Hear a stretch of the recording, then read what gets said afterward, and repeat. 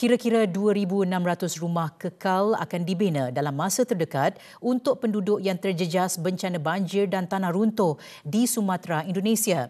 Menteri Hal Ehwal Dalam Negeri Tito Karnavian berkata, pembinaan itu hasil inisiatif Kementerian Perumahan dan Penempatan yang diterajui Menteri Marwarar Sirait dengan kerjasama beberapa yayasan. Pembinaan rumah kekal berkenaan membabitkan 3 wilayah iaitu 1,000 unit di Sumatera Utara, 600 unit di Sumatera Barat dan 1,000 unit di Aceh. Pembinaan rumah kekal yang dijangka bermula bulan ini akan mempercepatkan proses pemulihan di kawasan terjejas. Banjir dan tanah runtuh melanda Sumatera Utara, Sumatera Barat dan Aceh pada hujung November lalu susulan hujan lebat berintensiti tinggi.